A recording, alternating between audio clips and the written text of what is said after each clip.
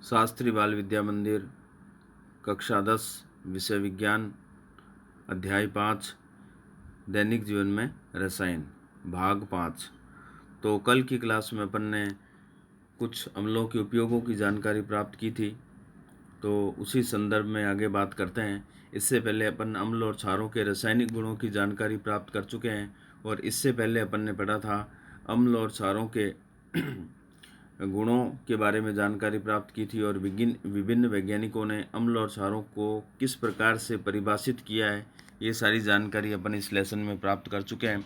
तो कल मैंने आपको बताया था कि बेसिकली 3 जो एसिड है जिनको प्रबल अम्ल कहते हैं, सल्फ्यूरिक एसिड, हाइड्रोक्लोरिक एसिड और नाइट्रिक एसिड, ये खनिज अम्ल भी कहलाते हैं, जो बहुत ही ज़्यादा उपयोगी पदार्थ है और विभिन्न प्रकार के उद्योगों में इनका उपयोग किया जाता है। तो इनका उपयोग कहाँ कहाँ किया जाता है? तो इनका उपयोग मेडिसिन में, यानी औषधि निर्माण में, पेंट बनाने में, उर्वरक बनाने में, विस्फोटक पदार्थ बनाने में, और विभिन्न प्रकार के अपमार्जक बनाने में, और वस्त्र उद्योग में, धातु उद्योग में इनका उपयोग किया जाता है। तो ये तो थे मिनरल एसिड। इसके अलावा कुछ कार्बनिक एसिड भी अपने कोर्स में, जैसे सिट्रिक एसिड है, टार्ट्रिक एसिड है, एसिटिक एसिड है, लैक्टिक एसिड है, तो ये ऑर्गेनिक एसिड होते हैं जिनके भी अपने अपने उपयोग हैं। तो हाइड्रोक्लोरिक एसिड का इस्तेमाल कहाँ किया जाता है? इसको उपयोग किया जाता है बॉयलर को साफ़ करने में, ठीक है ना, सिंक के सैनिटरी को साफ़ करने में इसका उपयोग किया जाता है। इसके अलावा इसका उपयोग औषधि निर्माण में भी किया जाता है। अब अपन बात करते हैं नाइट्रिक एसिड। नाइट्रिक एसिड का सूत्र होता है HNO3। तो नाइट्रिक एसिड का इस्तेमाल विभिन्न प्रकार के जो उर्वरक होते हैं उनको बनाने में, विस्फोटक सामग्री बनाने में इसका इस्तेमाल किया जाता है। इसके अलावा एक पदार्थ होता है अम्लराज, उसका भी एक संगठक है। तो अम्लराज क्या चीज़ होती है? एक ऐसा पदार्थ होता है जिसके अंदर 3 भाग सांद्र हाइड्रोक्लोरिक एसिड और 1 भाग सांद्र नाइट्रिक अम्ल का जो मिश्रण होता है उसको अपन एक्वा रेजिया या अम्लराज कहते हैं, ठीक है। तो एक्वा रेजिया का संगठन क्या होता है, एक बार फिर बता देता हूँ। 3 भाग सांद्र हाइड्रोक्लोरिक एसिड, 1 भाग सांद्र नाइट्रिक एसिड का ताज़ा मिश्रण क्या कहलाता है? एक्वा रेजिया कहलाता है। और इसका उपयोग सोने और चांदी के गहनों को साफ़ करने में और सोने और प्लेटिनम जैसी धातु को घोलने में इसका उपयोग किया जाता है, ठीक है ना। इसको रॉयल जल के नाम से भी जाना जाता है, जो एक बहुत ही महत्वपूर्ण यौगिक होता है। इसके अलावा जो सल्फ्यूरिक एसिड होता है, जिसका उपयोग सेल बनाने में, कार की बैटरी बनाने में, धातु उद्योग में, वस्त्र उद्योग में इसका बहुतायत में इस्तेमाल किया जाता है। और सल्फ्यूरिक एसिड को किंग ऑफ एसिड भी कहते हैं। कल मैंने आपको लास्ट में ये चीज़ बताई थी, अम्लों का राजा। अम्लों का राजा इसलिए कहते हैं क्योंकि ये अत्यधिक उपयोगी पदार्थ है और लगभग सारी इंडस्ट्रीज़ के अंदर इसका इस्तेमाल किया जाता है, ठीक है। इसको अम्लों का राजा इसलिए कहते हैं कि किसी भी देश की अगर औद्योगिक उन्नति का अनुमान लगाना हो, ठीक है, ये देश इंडस्ट्रियल डेवलपमेंट में कितना आगे पहुंच चुका है, तो उस देश में एक वर्ष में जितनी मात्रा में सल्फ्यूरिक एसिड को खर्च किया जाता है, इस्तेमाल किया जाता है, उससे उस देश की औद्योगिक उन्नति का अनुमान लगाया जाता है।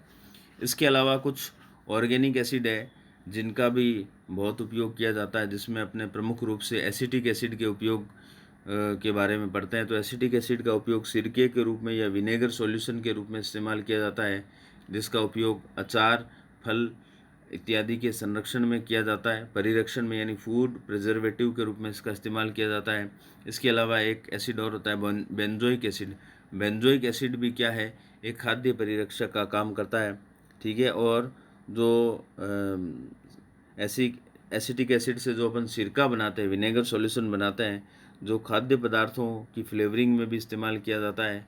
और लकड़ी के फर्नीचर का जो फिनिशिंग है, या लकड़ी का जो फर्नीचर होता है, लकड़ी का जो सामान होता है, उसको साफ़ करने के लिए भी अपन एसिटिक एसिड का इस्तेमाल करते हैं। तो ये उपयोग तो थे अम्लों के उपयोग, ठीक है। तो इसमें लगभग ये जो उपयोग है वो कॉमन ही है, ठीक है। ये आप मिक्स करके भी लिख सकते हो। अगर कोई क्वेश्चन पूछता है कि प्रबल अम्ल के उपयोग बताओ, तो आप ये कॉमनली लिख सकते हो। अब अपन बात करते हैं क्षारों के बारे में। जिस प्रकार से अम्ल उपयोगी है, उसी प्रकार से क्षार भी बहुत उपयोगी पदार्थ है। तो बात करते हैं सबसे पहले सोडियम हाइड्रोक्साइड और पोटेशियम हाइड्रोक्साइड की, ठीक है। तो ये बहुत ही ज़्यादा उपयोगी पदार्थ है।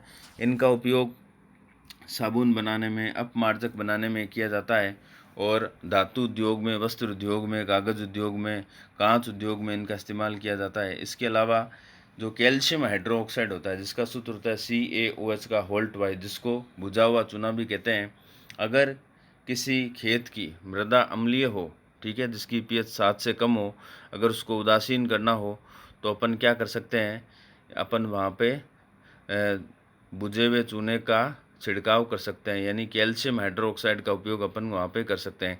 इसके अलावा एक बारदो मिश्रण होता है जिसमें कॉपर सल्फेट के साथ में कैल्शियम हाइड्रोक्साइड मिलाया जाता है, जो एक कीटनाशक का या पेस्टिसाइड का काम करता है। इसके अलावा मैग्नीशियम हाइड्रोक्साइड है जिसका सूत्र होता है MgOH का होल ट्वाइस, जिसको दूधिया मैग्नीशियम भी कहते हैं या मिल्क ऑफ मैग्नीशिया भी कहते हैं, जो एक प्रति अम्ल के रूप में इस्तेमाल किया जाता है। अगर किसी व्यक्ति को हाइपर एसिडिटी हो गई हो, अति अम्लता हो गई हो, तो उससे निजात पाने के लिए अपन क्या कर सकते हैं, इसका इस्तेमाल कर सकते हैं, ठीक है, जो एंटासिड के रूप में इस्तेमाल किया जाता है। और पेट की कब्ज को दूर करने में भी मिल्क ऑफ मैग्नीशिया का इस्तेमाल किया जाता है। तो ये थे हमारे जो प्रमुख अम्ल क्षार जिनके उपयोग अपन ने पढ़े। इसके अलावा जितने भी लवण होते हैं वो भी किसी न किसी प्रकार से हमारे लिए उपयोगी होते हैं, जैसे कैल्शियम कार्बोनेट है, ठीक है ना, चूना पत्थर है, इसका उपयोग अपन चौक बनाने में करते हैं, और मार्बल का भी यही फॉर्मूला है। तो ये सारे पदार्थ किसी न किसी प्रकार से हमारे लिए उपयोगी हैं, ठीक है। अब अपन एक मुख्य नया टॉपिक शुरू करते हैं जिसको अपन बोलते हैं पीएच। तो मैंने आपको अम्ल और क्षारों के जब सामान्य गुण बताए थे तो मैंने आपको ये समझाया था कि जो अम्ल होते हैं उसकी पीएच का मान कितना होता है, 7 से कम होता है, जबकि जो क्षार होते हैं उनकी पीएच का मान 7 से अधिक होता है। तो ये वास्तव में पीएच क्या चीज़ है, तो इससे पहले मैं आपको थोड़ा सूचक के बारे में बता देता हूँ। शुरुआत में मैंने आपको बताया था कि सूचक या इंडिकेटर क्या होते हैं। तो सूचक का मतलब होता है जो सूचना दे। अगर हमारे पास में 2 विलयन है, अपने को नहीं मालूम अम्लीय है या क्षारीय है, तो अपन लिटमस का इस्तेमाल करते हैं। आपको अच्छी तरह से पता है कि लिटमस एक प्राकृतिक सूचक है, ठीक है, और ये मुख्य रूप से नीले रंजक के रूप में अपने को प्राप्त होता है।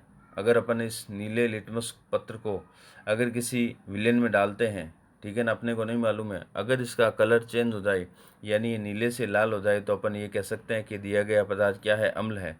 अगर इसमें किसी प्रकार का कलर चेंज नहीं होता है, नीले लिटमस पत्र का रंग नहीं बदलता है, तो अपन ये कह सकते हैं कि ये विलयन कैसा है, या तो क्षारीय है या उदासीन है, ठीक है। तो अपने को लिटमस से ये पता चलता है कि अम्ल है अथवा क्षार है। अगर अपन ये पता लगाना चाहते हैं कि इसकी स्ट्रेंथ कितनी है, इसका सामर्थ्य कितना है, इसकी प्रबलता कितनी है, तो इसको ज्ञात करने के लिए अपन एक विशेष प्रकार के स्केल का इस्तेमाल करते हैं, ठीक है ना, जिसको अपन बोलते हैं पीएच स्केल। जैसे अपन टेम्परेचर को नोट करने के लिए, तापमान को नोट करने के लिए या तापमान को ज्ञात करने के लिए तापमापी का इस्तेमाल करते हैं, उसी प्रकार से अगर किसी अम्ल और क्षार की अपने को स्ट्रेंथ ज्ञात करनी है, सामर्थ्य ज्ञात करना है, तो अपन जिस स्केल का इस्तेमाल करते हैं उसे अपन बोलते हैं पीएच स्केल, ठीक है, पीएच स्केल बोलते हैं। तो पीएच स्केल का मतलब क्या हुआ, पीएच का जो डेफिनेशन है वो अपन यहाँ पे पढ़ते हैं, ठीक है। तो ये हाइड्रोजन आयनों की सांद्रता जो स्केल नापता है उसको अपन क्या बोलते हैं, पीएच स्केल बोलते हैं।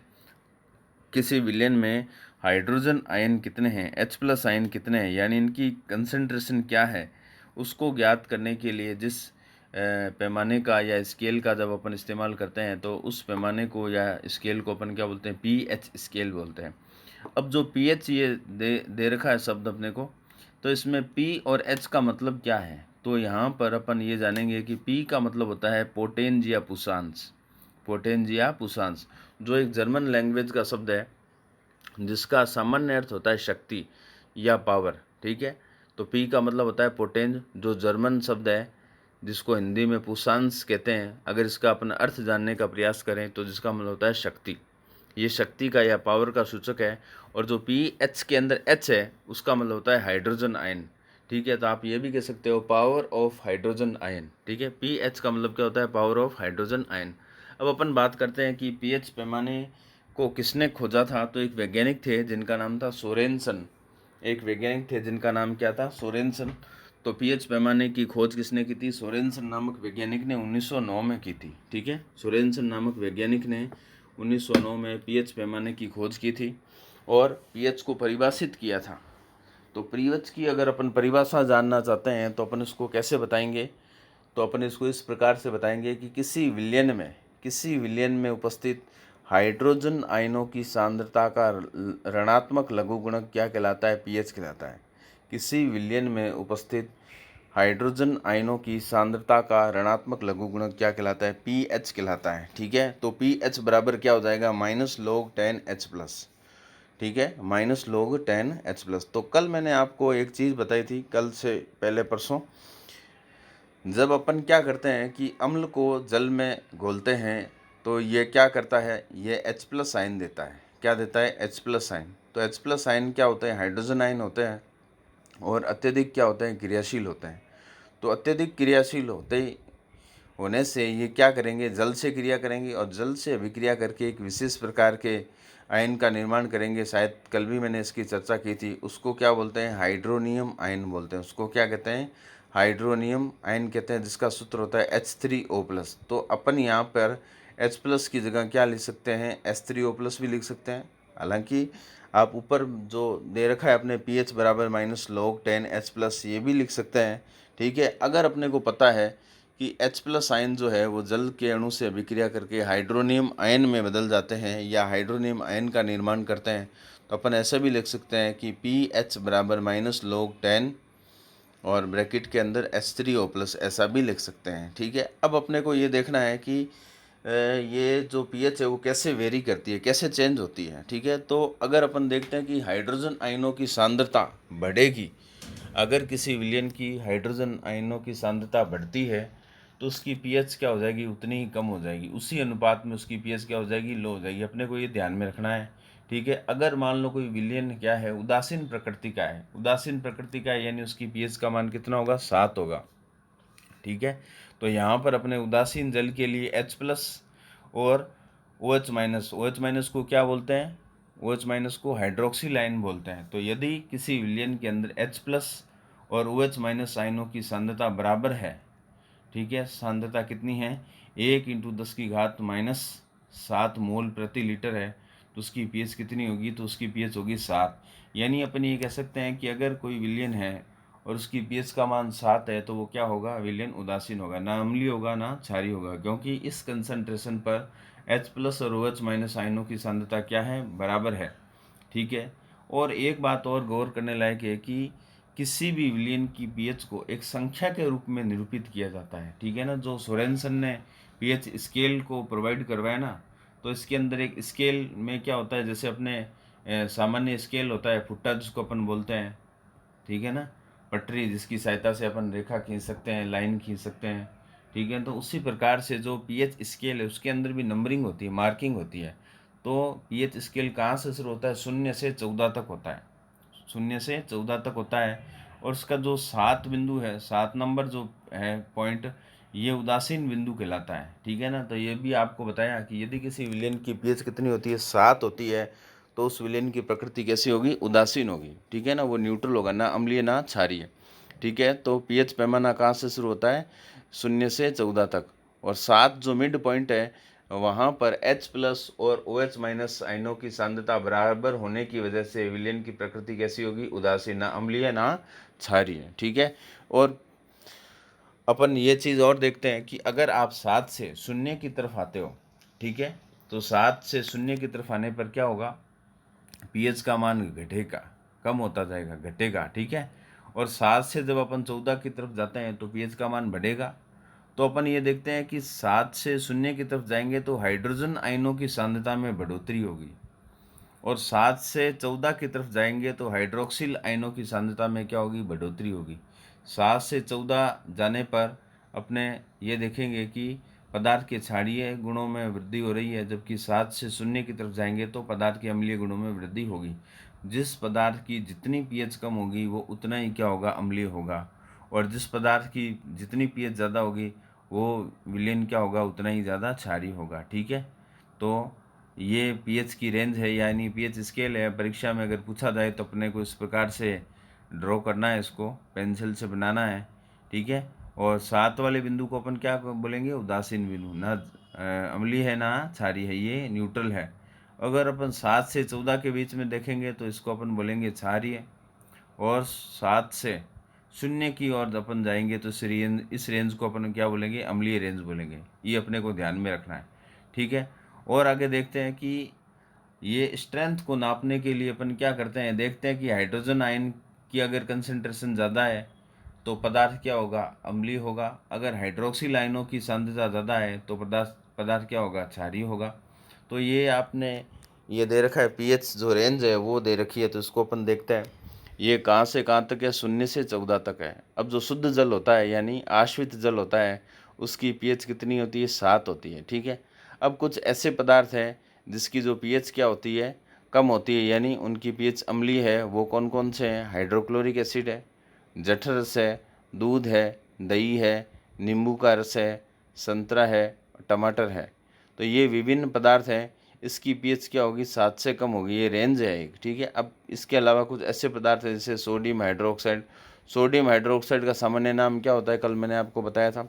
सोडियम हाइड्रोक्साइड को कास्टिक सोडा कहते हैं। क्या कहते हैं, कास्टिक सोडा, जो क्या है, एक प्रबल क्षार है, ठीक है ना। जिस प्रकार से HCl क्या है, एक प्रबल अम्ल है, उसी प्रकार से NaOH या सोडियम हाइड्रोक्साइड क्या है, प्रबल क्षार है, ठीक है। इसके अलावा जो रक्त होता है उसकी पीएच भी क्या होती है, स्लाइटली एल्कलाइन होती है, यानी थोड़ी सी क्षारीय होती है। एक स्वस्थ मनुष्य के शरीर की पीएच का मान क्या होता है, 7.4 होता है। कितना होता है, 7.4 होता है, ठीक है। इसके अलावा साबुन का पानी और जो कार्बोनेटेड ड्रिंक होते हैं, कोल्ड ड्रिंक्स होते हैं, उसकी भी पीएच क्या होती है, 7 से अधिक होती है। इसके अलावा एक पदार्थ है जिसका उपयोग अभी अपन ने पढ़ा था, वो है milk of magnesia. Milk of magnesia या MgOH का होल ट्वाइस या दूधिया मैग्नीशियम। ये क्या करता है, एक एंटासिड की तरह काम करता है, ठीक है ना। अगर किसी व्यक्ति को हाइपर एसिडिटी हो जाती है तो वो क्या करेगा, किसी प्रति अम्ल का इस्तेमाल करेगा। प्रति अम्ल यानी अम्ल का उल्टा, यानी क्षारीय पदार्थ। तो 7 से 14 के बीच में क्षारीय पदार्थों की पीएच होती है, ठीक है। तो ये अपने हो गया पीएच स्केल के बारे में। अगर अपने को पीएच की परिभाषा पूछे तो फिर बता देता हूँ, किसी विलयन में उपस्थित हाइड्रोजन आयनों की सांद्रता का ऋणात्मक लघु गुण क्या कहलाता है, पीएच कहलाता है। अब आप कहोगे ये लघु गुण क्या चीज़ है, लॉगरिथम क्या है, ठीक है। तो ये आपके बड़ी क्लासों में आएगा, अभी अपने केवल याद ही रखना है इसको। तो पीएच बराबर होता है -log10H+, ठीक है। अगर H+ आयन जल से क्रिया कर लेंगे तो क्या बनेगा, हाइड्रोनियम आयन बनेगा। तो आप ऐसा भी लिख सकते हो, pH बराबर -log10H3O+, ऐसा भी अपन इसमें लिख सकते हैं, ठीक है। तो ये हो गया पीएच स्केल। अगर परीक्षा में पूछा जाता है तो इस प्रकार से अपने को ड्रॉ करना है, ठीक है। और 7 से अगर पीएच कम है तो विलयन उदासीन है, और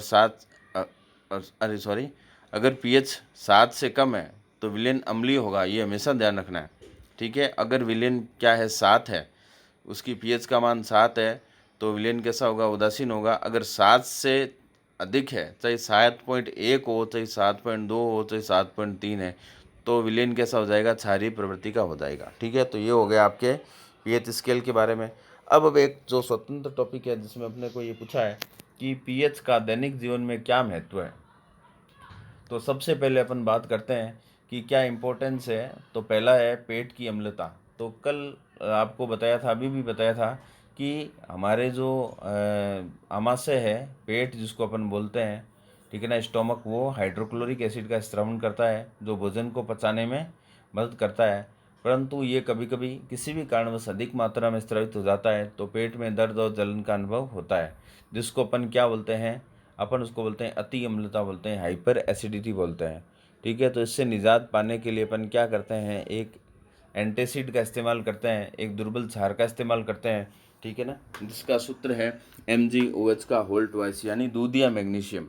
उसका सूत्र होता है दूधिया मैग्नीशियम या MgOH का होल ट्वाइस या मिल्क ऑफ मैग्नीशिया। इसके अलावा एक पदार्थ और होता है जिसको बोलते हैं सोडियम हाइड्रोजन कार्बोनेट या बेकिंग सोडा। ये भी क्या करता है, क्षारीय प्रवृत्ति का होने की वजह से अम्ल के प्रभाव को ठीक कर सकता है, यानी एंटासिड के रूप में इस्तेमाल किया जाता है। परंतु सबसे अच्छा जो एंटासिड है वो कौन सा है, MgOH का होल ट्वाइस और एल्यूमिनियम हाइड्रोक्साइड AlOH का होल थ्राइस। तो ये दोनों का मिक्सर आता है बाज़ार में, डाइजिन नाम की जो दवा होती है, जो एक बहुत अच्छा एंटासिड है, ठीक है। तो ये क्या करेगा, अम्ल के प्रभाव को कम कर देगा, ठीक है। इसके बाद में दूसरा जो बिंदु है वो है दंत क्षय, दांतों का डिके, यानी दांत कैसे खराब हो जाते हैं। तो मुंह की जो जनरली जो पीएच होती है वो कितनी होती है, 6.5 होती है, ठीक है। जो भी अपन खाना खाते हैं तो खाना खाने के पश्चात में भोजन के कुछ अंश के दांतों के बीच में फंस जाते हैं, ठीक है, जिसको अवशिष्ट भोजन कहते हैं। और प्रत्येक व्यक्ति के मुख के अंदर जीवाणु पाए जाते हैं, बैक्टीरिया पाए जाते हैं, जो इस भोजन को क्या करेंगे, निम्नीकृत करेंगे और इसकी जो शुगर है उसको किस में बदल लेंगे, एसिड में बदलेंगे, जिससे मुंह की पीएच क्या हो जाएगी, कम हो जाएगी। अगर मुंह की पीएच कम होती रहती है धीरे धीरे, ठीक है, तो इसकी पीएच का मान 5.5 से भी कम हो जाएगा। इसलिए जो दांतों के ऊपर जो दंत वल्क है, जिसको इनेमल बोलते हैं, वो क्या हो जाएगा, धीरे धीरे खराब होना शुरू हो जाएगा। दंत वल्क या दांतों का जो इनेमल है शरीर का सर्वाधिक कठोर पदार्थ होता है, ठीक है ना, ये भी धीरे धीरे क्या हो जाएगा, नष्ट होने लगेगा, खराब होने लगेगा। तो अब क्या करना चाहिए, तो देखो एक बार हमेशा ध्यान रखनी चाहिए कि भोजन करने के उपरांत मुंह को अच्छी तरह से साफ करें, ठीक है। दूसरी बात है कि मुंह को अच्छी तरह से साफ करने के पश्चात किसी क्षारीय दंत मंजन का इस्तेमाल करें या टूथपेस्ट का इस्तेमाल करें। रात्रि में सोने से पहले भोजन के पश्चात मुंह को अच्छी तरह से किसी क्षारीय दंत मंजन से साफ करना चाहिए, इससे दांत खराब होने से बच सकते हैं, ठीक है। अब तीसरा जो बिंदु है, कीटों का डंक। तो देखो जितने भी प्रकार के कल या इससे पहले मैंने आपको बताया था, एक एसिड का नाम बताया जिसको बोलते हैं फॉर्मिक एसिड। फॉर्मिक एसिड का क्या सूत्र होता है, HCOOH, ठीक है। ये लाल चींटी के डंक में पाया जाता है, मधुमक्खी के डंक से भी यही स्रावित किया जाता है। यानी जितने भी जो डंक मारने वाले छोटे प्राणी होते हैं, कीड़े मकोड़े जो होते हैं, कीट पतंगे, ठीक है, तो उसके जो डंक से